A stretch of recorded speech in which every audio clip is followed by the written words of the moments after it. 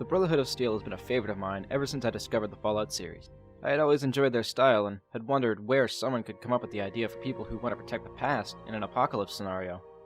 Then one day, a video told me about how the Brotherhood of Steel were actually based off of a group in a book called A Canticle for Leibowitz. I got so interested I bought the book right away, and after a long time of procrastinating, I finally finished reading it.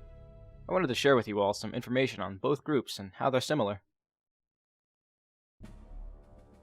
So, the Brotherhood is a group of shelter technology enthusiasts who don't want to share their stuff that much. Or at least that's what they're commonly known for. This group was created by Roger Maxson, a captain in the US military and the first ever leader of the Brotherhood of Steel. After him, almost every leader in the mainline Brotherhood is a Maxson. In their early years, they weren't as concerned with the collection of technology. They were more concerned, like everyone else, with surviving. They actually sold weapons to outsiders to collect supplies through trade. Only regular guns, though. No laser weapons or anything special like that. This was possible because at their first ever base, Lost Hill, they had the schematics and proper tools to make weapons. The only thing advanced that they would absolutely never give to an outsider, who wasn't a part of the Brotherhood, would be their power armor. And if you had tried to steal anything, you'd probably end up like this.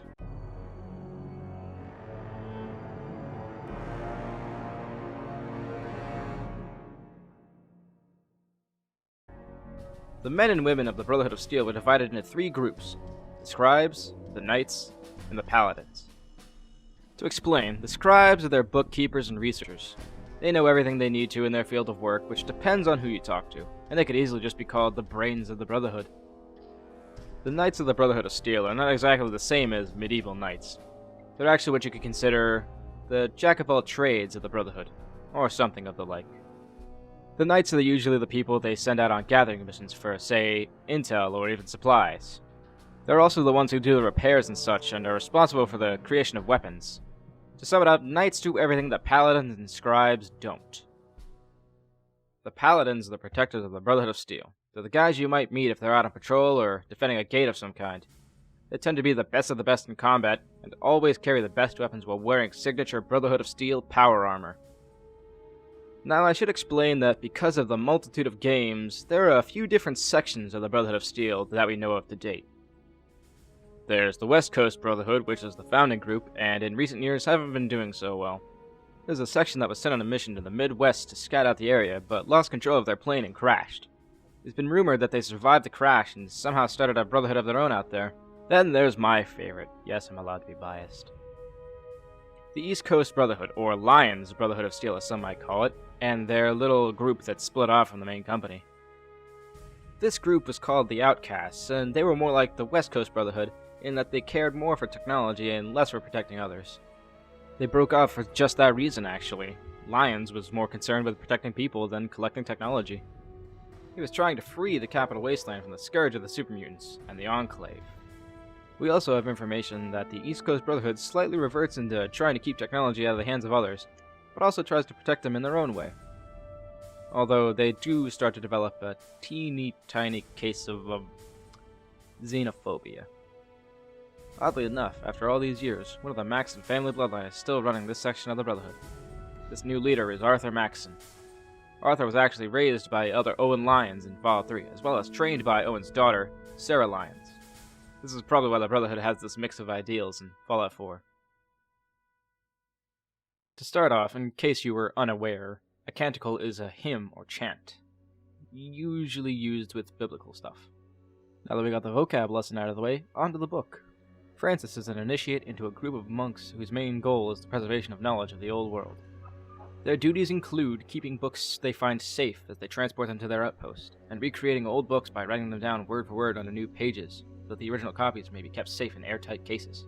Your first experience with Francis is that he's fasting in the desert to prove his faith and swear into the order of St. Leibowitz. In this desert, he stumbles onto a toolbox in a cavern where there was a heavy metal door that he could not open alone. The door has a sign on it that reads in ancient text, Fallout Shelter, and then a bunch of other technical mumbo-jumbo. Now, Francis believes that Fallouts are actually monsters and is too afraid to try and open the door himself. The way a Fallout is described in the book actually reminds me a bit of a Deathclaw. Anyways, this was the bunker to the scientist Leibowitz. The toolbox Francis found contained some papers. These papers were schematics. The schematics have what is described later as squiggles, quiggles, doohickey, and thingamabob. or at least what he could only discern as such.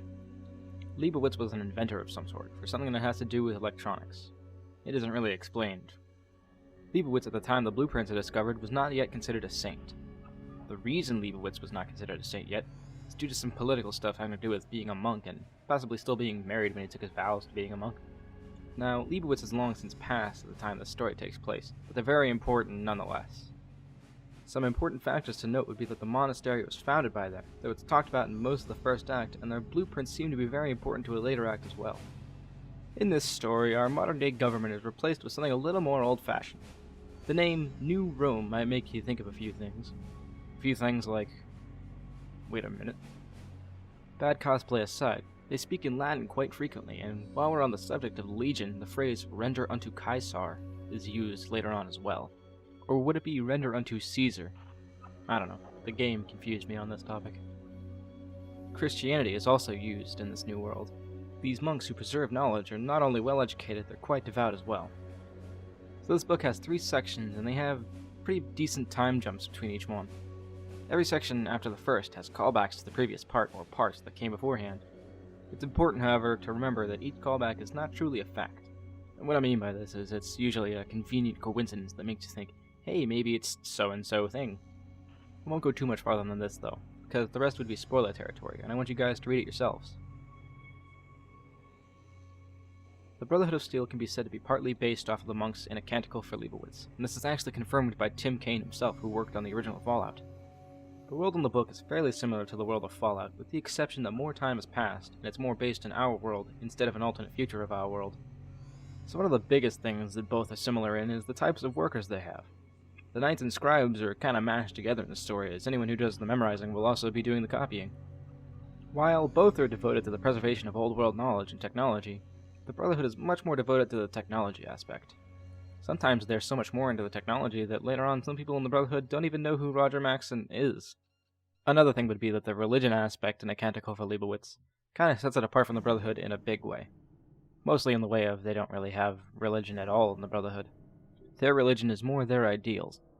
When it comes to the desire for knowledge as well, the monks differ in the sense that they only want to preserve it for those that can use it, instead of for their own use like the Brotherhood. Not to mention that the Brotherhood pursues technology even if it's unwise to. Kinda like the Jurassic Park thing where they don't think about if they should over if they could. An example being the Mojave chapter that doomed themselves to near exile when they tried to hold on to the Helios solar power plant and activate the space death laser only to get their butts kicked by the NCR and not even get the laser up and running. Another difference when it comes to their habits is the Brotherhood doesn't really let their scribes go out alone. It's kind of a good thing to not have your smart people get caught by raiders. The Brotherhood keeps an eye on their people pretty much at all times, while the monks don't really have any protection to speak of other than their monastery. That's where the paladins come in, being the reason that the Brotherhood is more devoted to military technology, since their elders are almost always paladins beforehand. To summarize, I'll just go ahead and say that the biggest takeaway here is that both groups are isolationists who wish to preserve old world knowledge.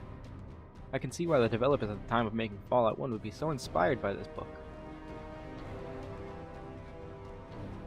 To wrap up, I will highly recommend both of these things. That is, the book A Canticle for Leibowitz and Fallout. The book is quite the read and an interesting dive into what people who aren't the fighting type would do if they survived an apocalypse. A little confusing at times, but it does make sense once you read the whole thing. Kinda just takes some time. The book is fairly old, so it's pretty easy to get a copy offline or even check your local library to see if it's there. The Fallout series you can buy online, probably on Steam.